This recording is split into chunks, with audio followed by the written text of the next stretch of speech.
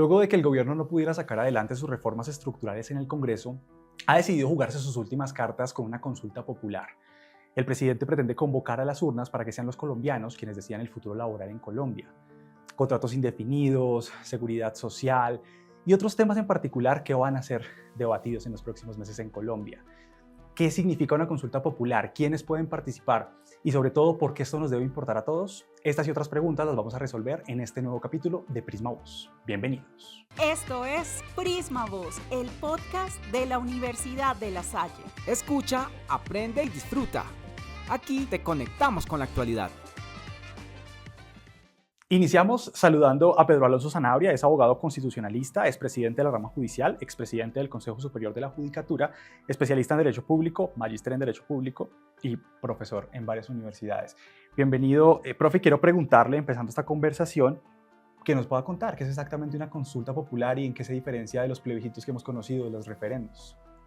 Sí, un saludo muy cordial para todos, gracias por su invitación. Básicamente, desde dos ópticas.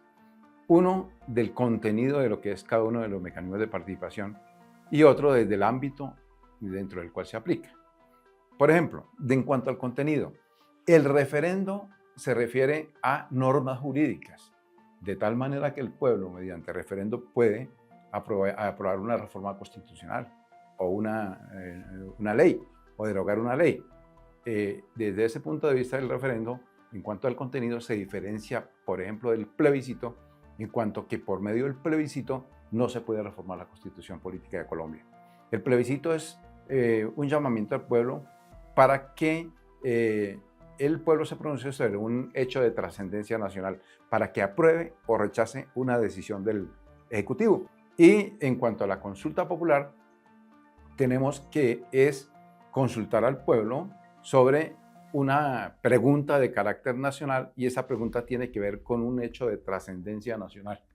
En este sentido, las consultas populares pueden ser de la orden nacional, de la órbita nacional, departamental o municipal. ¿Y también puede reformar la ley, la consulta? No, la consulta popular no, de ninguna manera. Pero de ninguna manera se puede reformar la Constitución, ya que las únicas maneras de reformar la Constitución, según el artículo 374 de la Constitución Política de Colombia, son Asamblea Constituyente, referendo por el pueblo o el Congreso mediante acto legislativo. De tal manera que la consulta no está llamada a reformar la Constitución. Perfecto, ya con ese contexto ahorita seguimos conversando respecto a por qué el presidente elige una consulta y no un referendo, por ejemplo. Pero vamos a saludar ahora a Edgar Pineda, es doctor en Sociología y Antropología, doctor en Sociedad del Conocimiento, magíster en Educación y Neuropsicología y licenciado en Filosofía.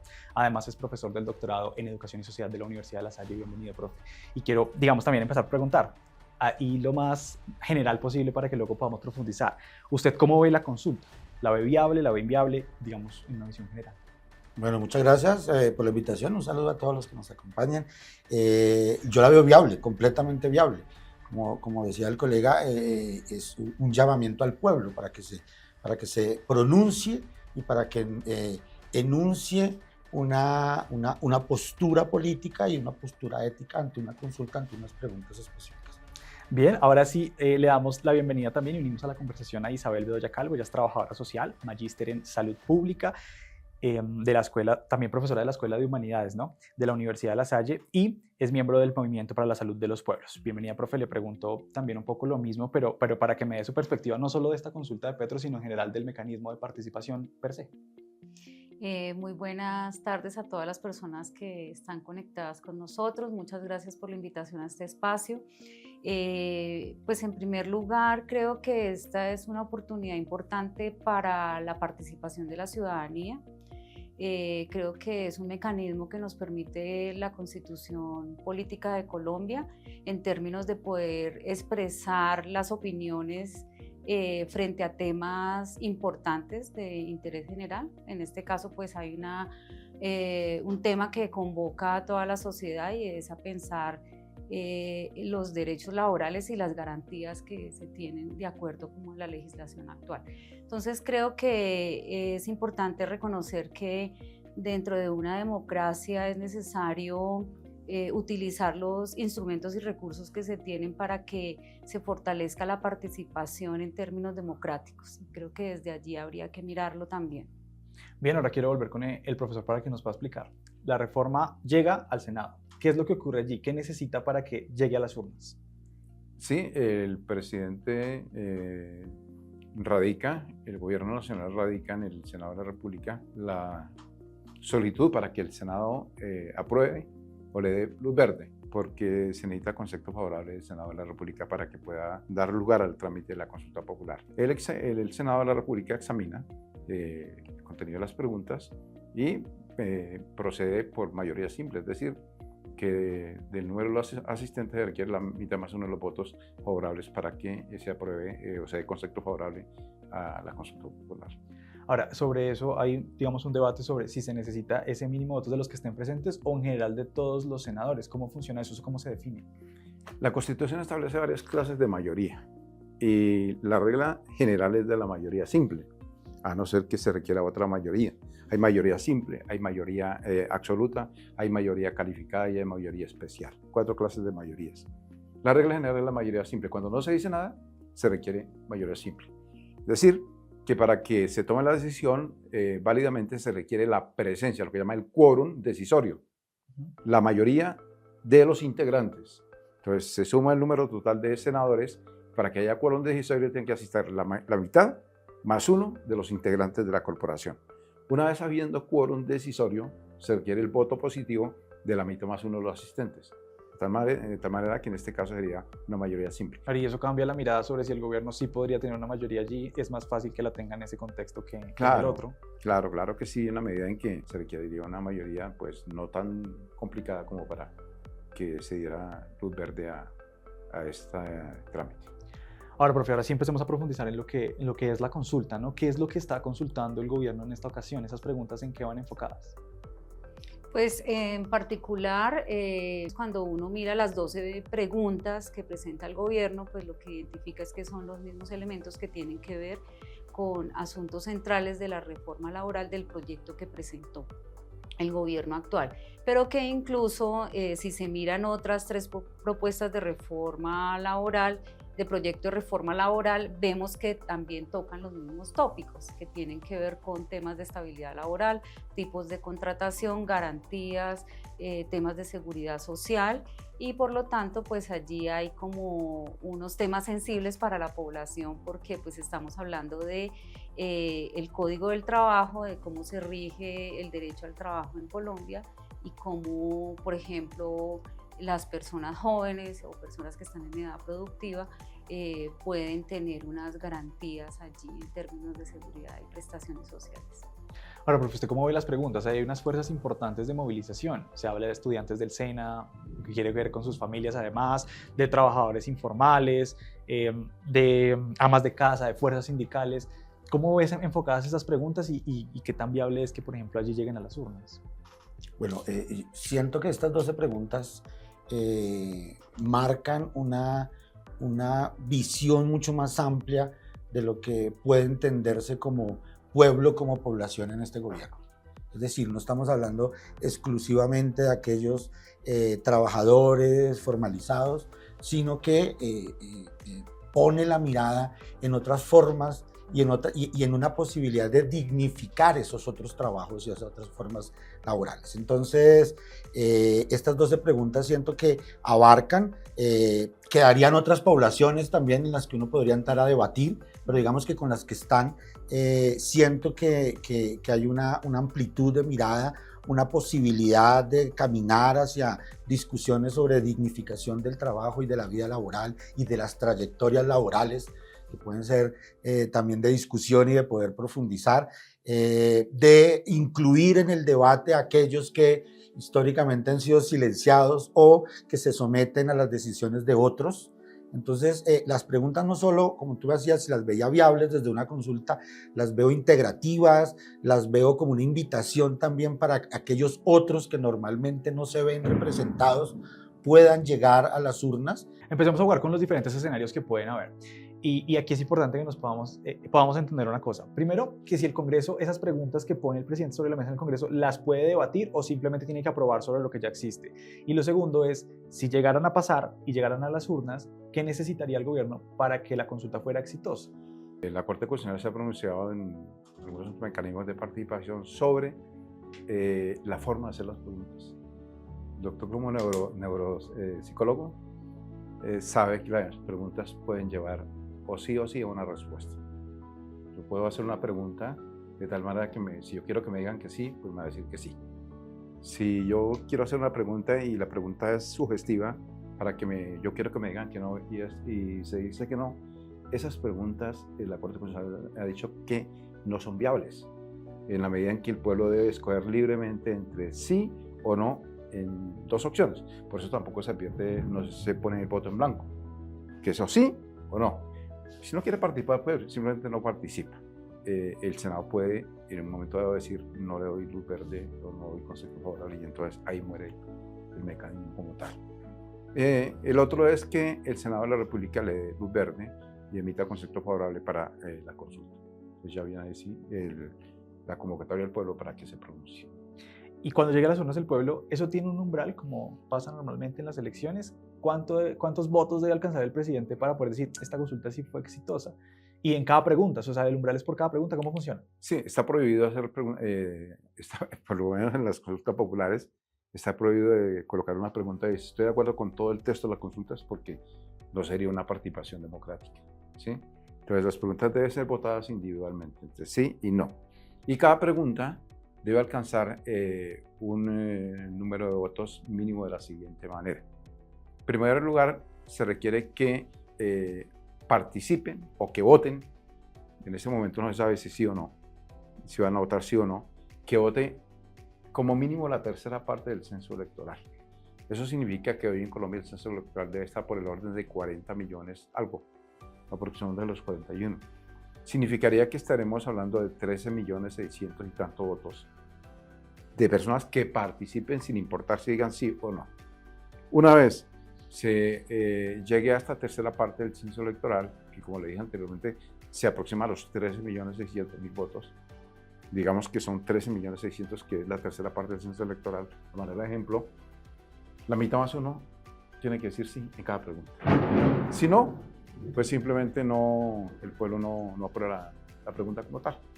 Entonces, ese es el mecanismo desde el punto de vista estrictamente jurídico. O sea, hablamos como de 6,5 millones favorable de cada pregunta. Sí, señor.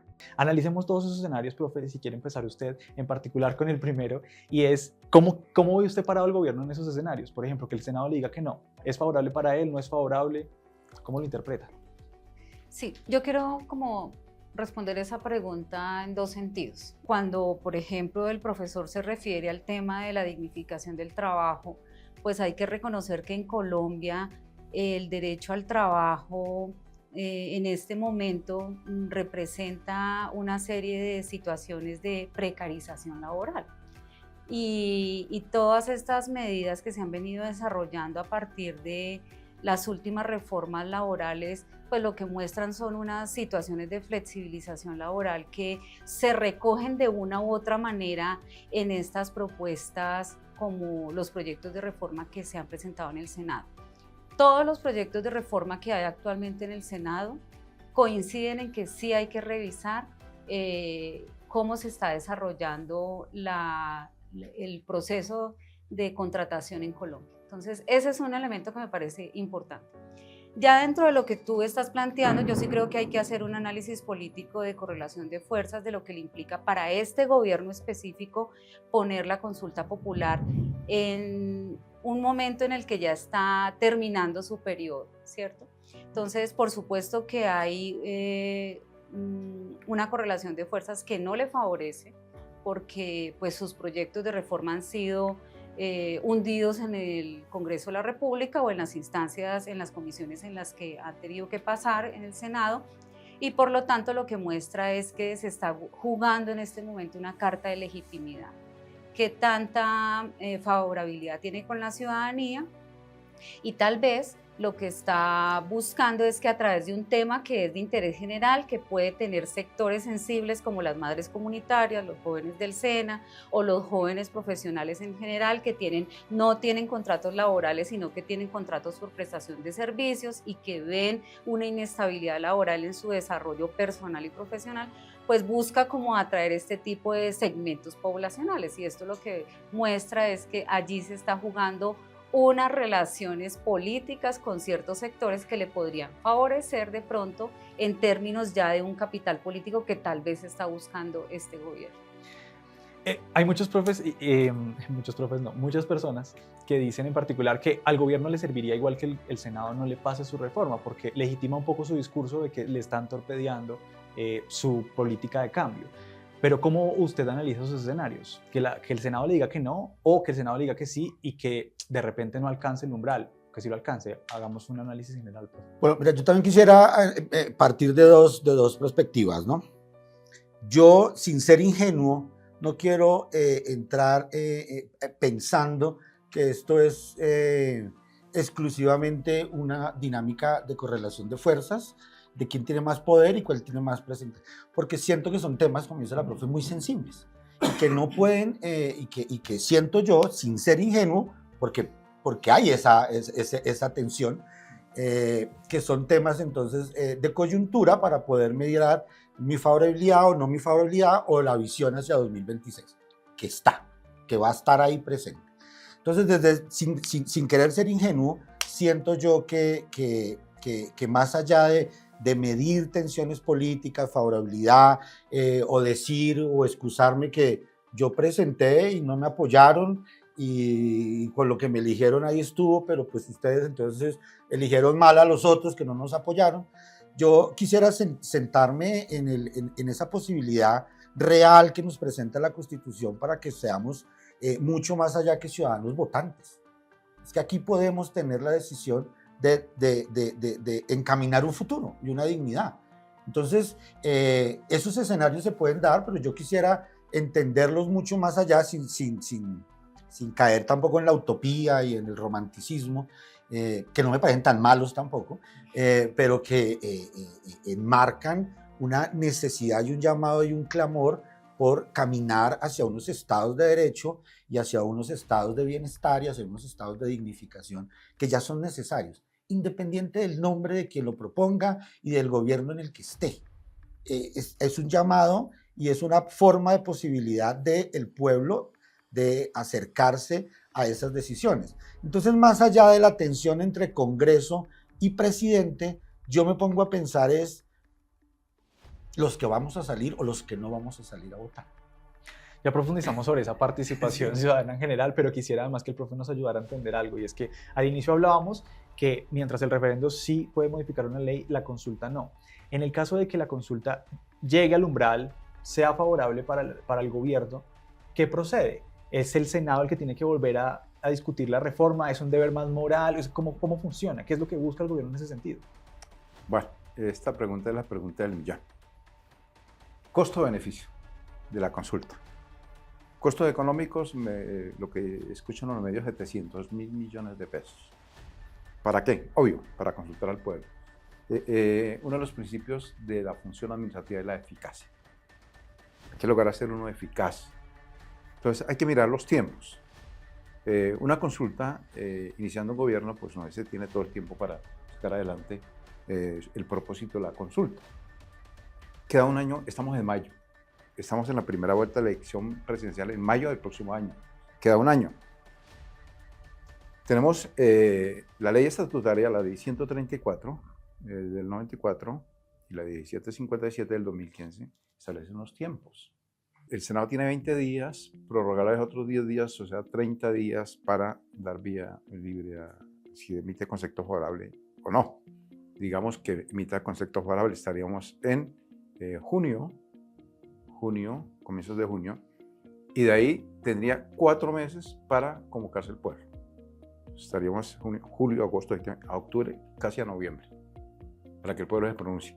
Pongamos que el pueblo se pronuncie, ¿sí?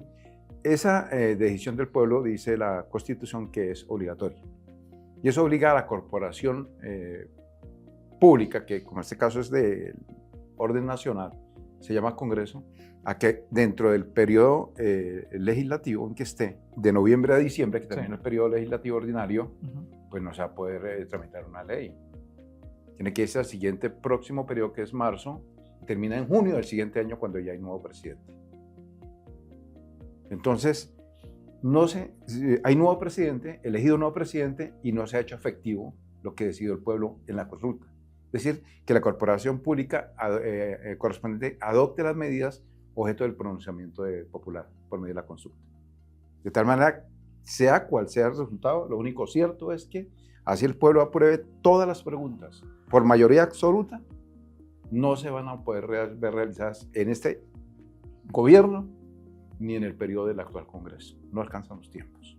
Si el Congreso, digamos, que no aprobó, el presidente de la República tiene 3 meses para ponerlas en vigencia mediante un decreto con fuerza de ley. El punto nuclear, Petro no alcanzaría a ponerlos en vigencia mediante un decreto con fuerza de ley, porque en agosto del siguiente año hay un nuevo presidente y no sabemos quién sea. De tal manera, costo-beneficio, la eficacia aquí está en juego, está totalmente desdibujada porque no alcanzan los tiempos. ¿Por qué cree que el presidente decidió entonces por una consulta? ¿Cuál es la estrategia ahí? Pues lo que todo el mundo sabe en los medios de comunicación, que la Comisión Séptima del Senado enterró la reforma laboral. Entonces el presidente dijo, pues yo opto a través de un mecanismo que está establecido en la Constitución, que es la consulta popular, y pues obviamente fue una decisión del gobierno como tal. Pero como veo los tiempos, que se haga efectiva, es imposible. Esto se quedarían solas ilusiones desde el punto de vista jurídico, práctico, tomándolo desde el punto de vista de los tiempos que establece la ley 134. Ok, ahora diferentes desde el punto de vista político, ¿no? Eso ya tiene otra arista. Pero vamos a hacer una pausa y al regreso empezamos a hablar sobre participación ciudadana, el papel de los jóvenes en esta consulta y el de las universidades, sobre todo en estos procesos. Hacemos una pausa y ya regresamos. Únete a una universidad internacional y logra tus sueños y metas académicas a través de nuestros programas virtuales. Matricúlate en Unisalle. Educamos para pensar, decidir y servir. Regresamos. Antes de la pausa conversábamos sobre diversas aristas sobre la consulta popular, pero además hablábamos sobre la inviabilidad que tienen estos tiempos sobre lo que va a pasar de ahora en adelante. Lo que nos lleva entonces a conversar sobre ese proceso político que va a ocurrir de ahora en adelante con la consulta. Esto va a estar en los medios de comunicación, va a ser un tema mediático, profe, quiero hablar sobre ese papel que tienen los jóvenes que en su gran mayoría pusieron el voto para poner al presidente en el poder. ¿Terminan siendo entonces los estratégicos y los claves aquí? ¿Qué papel juegan los jóvenes en ese proceso de consulta? Para mí es un papel muy importante que siempre ha venido siendo. Yo no quiero jugar en el equipo de decir que es que los jóvenes no participan o que es que los jóvenes participan políticamente. Que participan políticamente diferente es otra cosa. Nosotros, y aquí me permito hablar desde la academia, hemos desarrollado investigaciones sobre las participaciones políticas desde los grafitis, desde los enuncios, desde las letras de las canciones. Ahí hay una participación política que históricamente no se ha visto reflejada en las urnas. Los jóvenes no salen a votar.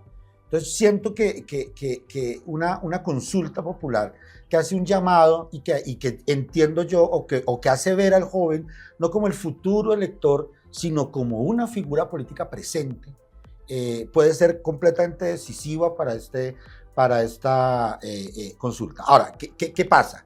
Hay que conectar, hay que saber conectar con los jóvenes, porque las juventudes y las condiciones juveniles, no voy a hablar de edades, las condiciones juveniles pues implican una conexión. ¿Cómo conecto yo? ¿Cómo conecto yo que estas preguntas puedan decirle algo a colectivos, a jóvenes, a agenciamientos políticos de mujeres jóvenes, de colectivos étnicos, colectivos raciales, que están en unas disputas y que lo laboral y lo de estado de bienestar pues nos atraviesa? Entonces, para mí es fundamental la participación política.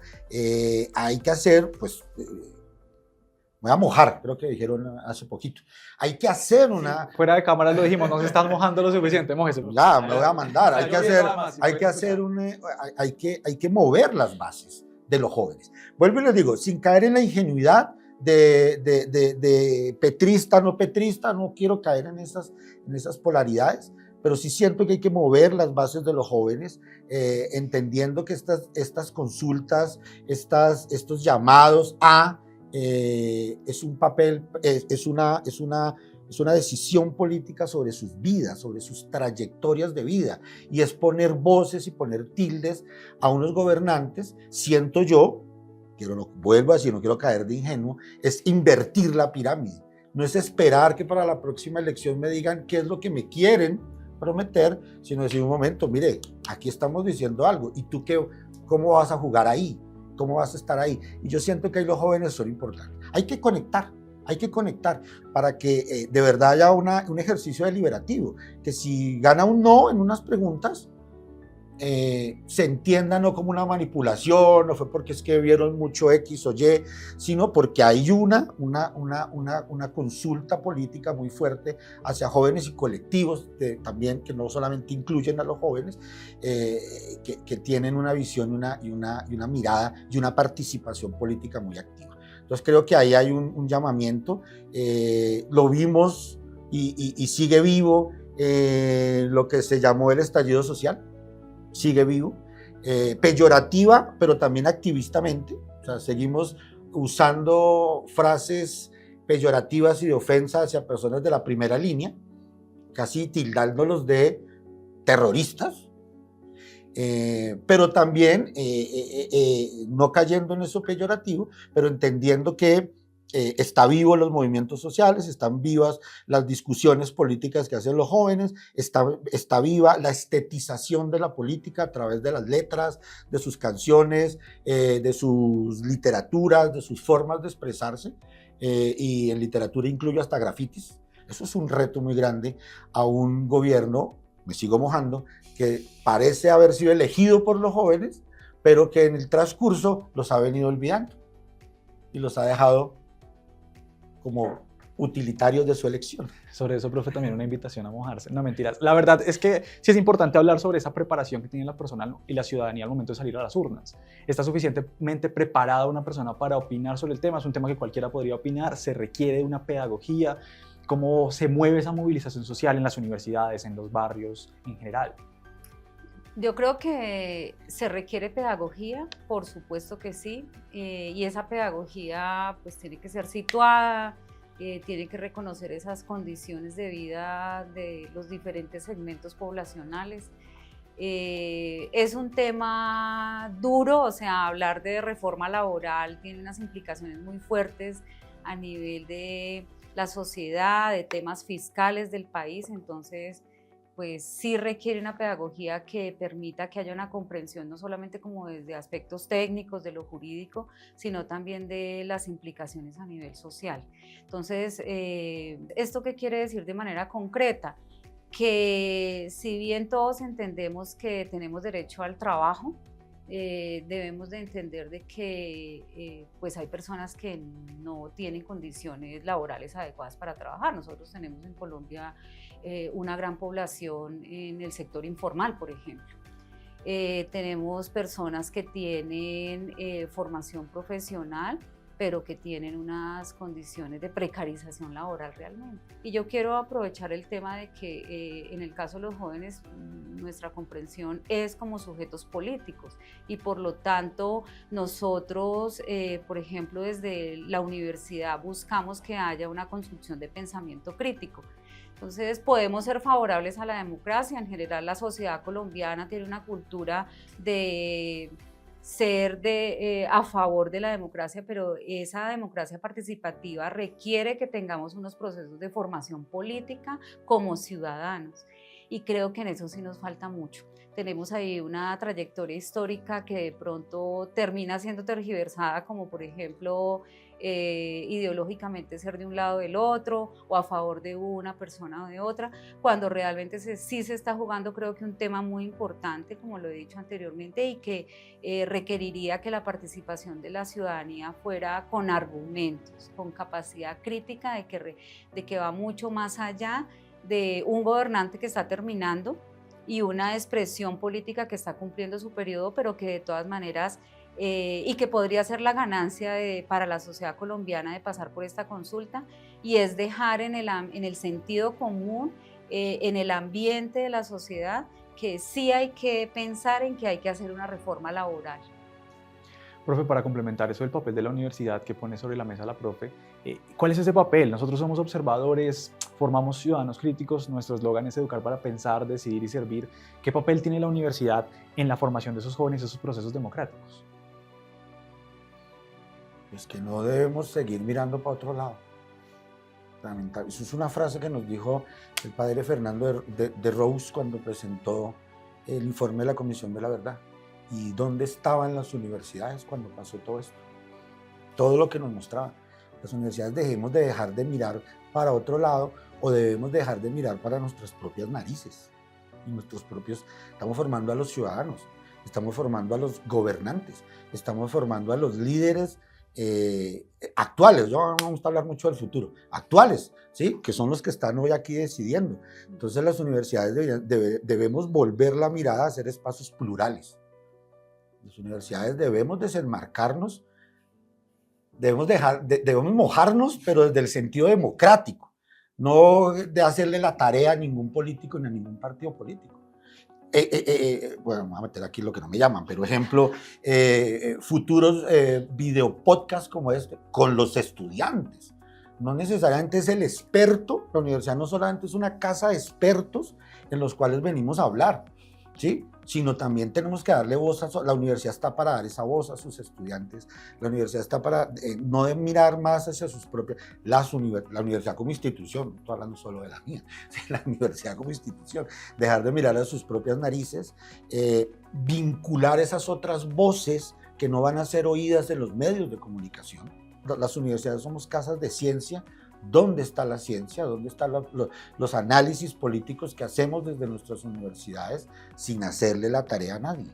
Pero planteando que somos unas casas diversas, donde hay diversas posibilidades, y sobre todo debe ser espacios plurales donde yo me sienta libre como estudiante, como profesor, de hablar y de expresarme y de establecer esos vínculos. Entonces, el papel de la universidad es clave porque pues los medios de comunicación no van a hablar de algunas cosas, eso está clarísimo, porque están polarizados, inclusive los medios públicos, ¿sí? Que deberían ser mucho más plurales, hoy están polarizados, pero están en esa batalla de qué es lo que quiero comunicar, y ahí quiero hacer un énfasis. Yo creería que el ejercicio de la universidad no es pedagogía, porque pedagogía es decir, mira, aquí está el formato y entonces marca aquí, no te vayas a salir, y eso van a empezar a salir propagandas de eso, y dóblalo bien, y échalo ahí, y vigila que esto. Pedagogía yo creo que va a haber. Necesitamos esa educación política, formación política, y ahí sí no desde las universidades, desde pequeños. ¿En cuántos colegios se está hablando de esto? Y es que estos son decisiones para ellos. No creo que el contrato laboral en la Universidad de La Salle va a cambiar a mí, ¿sí? Esas son decisiones para ellos, Entonces necesitamos educación política. Y hace ratísimo, se salió la educación política por miedo a mojarnos, por miedo a que nos tilden, ¿sí? Entonces yo creo que el papel, ya nos hicieron el llamado, dejemos de mirar para otro lado. Estamos formando a las personas que van a ser o beneficiarias o perjudiciadas de esas decisiones.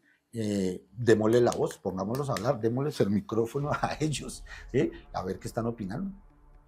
Bueno, pues cuando ya decidieron mojarse, vamos terminando el episodio. Y sí es verdad que este tema de la consulta popular tiene muchas aristas, muchas maneras de verse, y quiero que podamos cerrar esta conversación hablando sobre, para ustedes, a nivel de conclusión, qué es lo importante de hablar hoy en este momento sobre la consulta popular, cuál debería ser ese énfasis y esa posición que nosotros deberíamos buscar e informarnos alrededor del tema. Profe, ¿cómo podemos cerrar este episodio? Bueno, yo pienso que todos los actores en este proceso deben decirle a la gente la verdad, hablarle con la verdad. Como dije anteriormente, mi punto de vista es estrictamente académico. Obvio, la participación democrática importante, la participación del pueblo muy importante, pero ¿cuál es el trasfondo? ¿Qué es lo que se quiere? Si realmente vamos a lograr la eficacia que es que esto se convierta en leyes laborales, que colmen las expectativas del pueblo que va a participar, o si es una simple quimera, es una simple motivación con otros fines.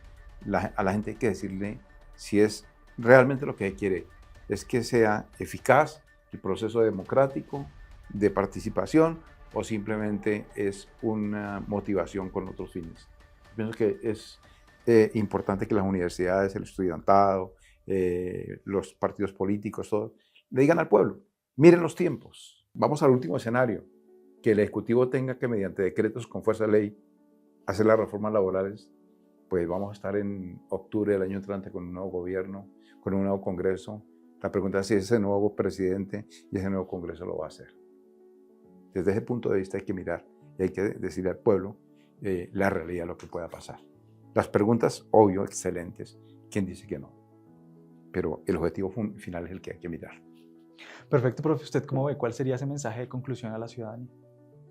Yo creo que es importante fomentar el debate crítico. Me parece que como universidad, pues esto también es una oportunidad para abrir en términos de formación desde los distintos espacios e instancias la posibilidad de pues auscultar realmente qué es lo que hay de fondo en términos de la reforma laboral, tanto desde el punto de vista de lo que significa y de lo que implica en términos de la participación política, sobre todo cuando hablamos desde el sentido educativo. Creo que para los jóvenes es un llamado importante a pensarse tal vez un tema que como sabemos es trascendental en la vida de toda persona y creo que no es solamente verlo por este periodo, puede haber otro presidente, pero creo que queda instalada la inquietud con relación al tema de los derechos laborales, sobre todo de los jóvenes. Y creo que sembrar la semilla de que hay unas condiciones laborales que no les favorecen para su desarrollo personal en términos de pensar que el derecho al trabajo puede ser fuente de bienestar, yo creo que es una invitación a los jóvenes a pensar más allá de lo que significa trabajar en unas condiciones que tal vez no son las que les permiten pensarse y proyectarse en el largo plazo, en términos concretos de su vida material. Por ejemplo, adquirir un crédito de vivienda en el banco. Si tú tienes un contrato laboral a corto plazo, tal vez no te lo vas a pensar. Entonces, sí es cierto que esta consulta popular está en medio de un ambiente político muy complejo por el tema de la campaña presidencial, pero creo que independientemente del resultado, como sociedad, deja instalado un tema ético y político importante. Profe, ¿cuál es el mensaje central en que nos deberíamos enfocar? Y pues si usted quiere vaticinar, ¿será que sí va a haber consulta o cómo lo ve usted? Yo creo que sí va a haber consulta y yo quiero que haya consulta. Y siento que esto es un llamado también para que tengamos mayoría de edad, más allá de la cédula, para que asumamos nuestros posicionamientos como ciudadanos, no solamente sufragantes y que voto y que ya después miran a ver ellos qué son, entender y profundizar en la discusión política. Uno oye todavía mucho en las calles, ay, yo de política no hablo, yo de política, eso con la política, todos somos sujetos políticos. Desde el buzo que tienes, que dice Universidad de La Salle, hasta la forma en la que me vine vestido, es un acto político, es un acto que representa y que manifiesta un posicionamiento. Necesitamos entrar en esos ejercicios de reflexionar. La consulta, siento yo que dentro de un ámbito universitario nos puede llevar también a la reflexión sobre el desgastado individualismo liberal en el que estamos, en el que solo lucho por mi bienestar. Yo no voy a salir a votar porque yo tengo buen trabajo. No voy a ir a patear la lonchera, no es que de pronto me echan del trabajo en el que estoy. Y que podamos entender como ciudadanos y como colectivos, porque dejamos de pensar en el colectivo. Tal vez yo tengo un buen contrato, hago la referencia, sí, pero eso no me va a implicar en salir a votar para dignificar la vida de otros. Y eso es lo que se ha perdido en la formación política. Yo no me meto en eso porque no me toca. Yo creo que ahí está el camino. Y claro que quiero que haya una consulta. Y claro que espero que esté. Bien, pues así llegamos al final del 5º episodio de la 9ª temporada de Prisma Voz. Recuerden que nos pueden buscar en Instagram como Prisma Voz y pueden escuchar esos episodios en video en Spotify y en YouTube. También quiero que dejen en los comentarios qué otros temas les gustaría que tratáramos más adelante y por supuesto, seguramente nos va a volver a convocar en algún momento. Gracias por llegar hasta aquí. Nos vemos o nos oímos en la próxima.